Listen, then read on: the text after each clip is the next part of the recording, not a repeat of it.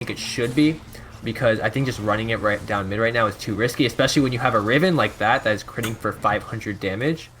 Yeah, we do have the engage coming in from Riven, but the counter engage, we get the EQ combo from Jarvan landing, getting the knockups for that Yasuo ult, picking up a ton of kills here. D Carter is looking to follow up as Thorn picks up 2. Just going to be stuck in sort of perpetual loop, but if we look around this fight again, like I said, I thought Riptail was going to be a smart decision because I think the Riven was going to do too much damage, but the CC chain right onto the Riven means that she can't just 1v9 carry her team.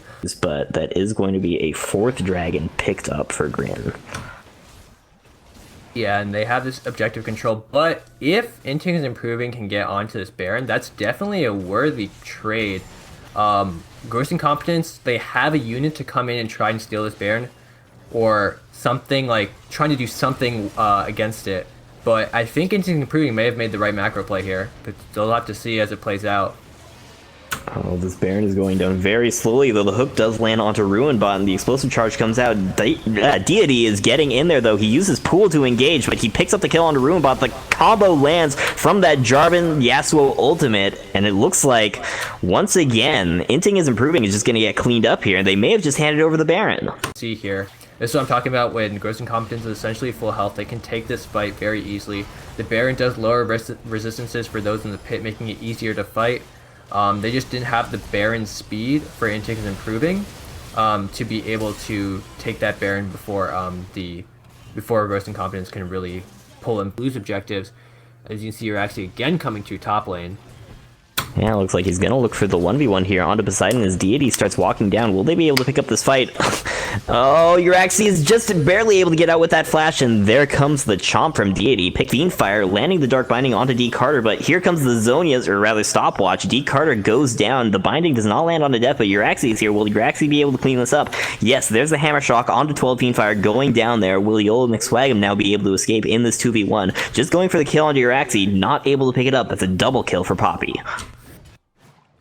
Yeah, it looks like we do have Yraxi coming in here looking for a level 2 gank onto bottom lane, but he's not quite in position. Oh, but the root does land on Yola McSwagam, and here comes the slap from Yraxi, and the first blood ends up going over to D Carter, so that's a clean gank from him. Yeah, in that 1v1. Yeah, he sort of just turned on him and just slapped him in the face there.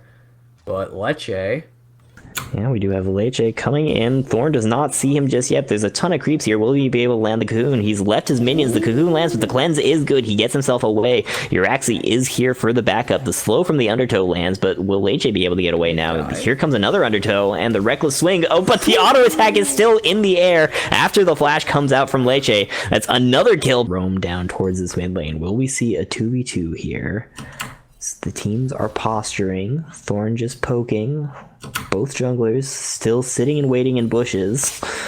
Revenge walking into Yraxi. Here comes the shockwave, and boom! There it goes. Yraxi picks up the kill. Now 5-3 here as peel off for her, which is going to be a little weird given that, you know, you have a Yorick and an Elise. Okay. And you have an Olaf who's just going to run her down like that. You favor the Fiora over the or I think I'm not sure. I feel like the parry. I mean, I feel like I'm getting my words right out of my mouth. Oh, but we do have a gank here. Yraxi is here. He went for the vertical jungle, picking up both of those buffs on the top side of the map as Poseidon gets chunked out a little bit. Jarvan, you're on Yraxi might be coming top as well. Yeah, looks like he is going to find Poseidon here, but do they have the damage? Poseidon's walking down river instead of back towards his tower, so the flag and drag is going to land on him. And Deity is here, but the pillar and searing charge does land. Yraxi has to flash away. It's going to be first blood picked up by Deity, so he does sort of have the opportunity to bully out Fiora in this early game, but I think Fiora is probably going to scale better just by the nature of her kit. But we do have Yraxi coming in for a second gank onto Poseidon, which he doesn't seem to have been aware of, but Deity may just be too low. Poseidon may be able to turn this. The parry is good though. He gets the stun off and Poseidon has to charge away, and Deity punished left and right. Yeah, and if you look at it too, like, he can do this also because nobody else is really getting, like, nobody's losing out on anything, because the second time, or the first time that Lee Sin ganked, bot lane for Grin Eclipse was able to pull a kill out of that. So if you look at, like, the way that everything's working right now, essentially you can just run Yraxi top lane over and over and over again.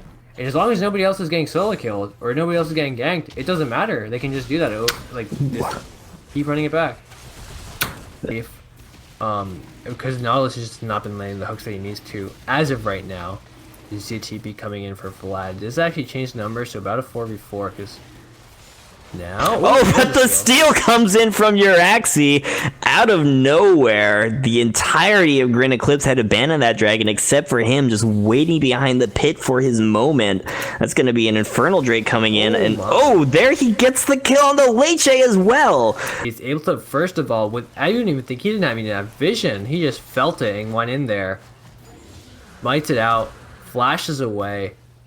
And you can see Leche was probably a little bit salty, a little bit crass with that. He just wanted to get in there and have some sort of revenge, but it just didn't work out. Thorn is looking for it. He's looking to end the game. YOLO McSwaggin is trying his best to clear these waves, but D Carter is taking down the turrets now. The Nexus is exposed. Yraxi goes into YOLO McSwaggin. He gets the Cataclysm, and here comes the Pike kill as well. That's gonna be it, folks. Grin Eclipse wins the finals of Season 2 Aspire. Your champions.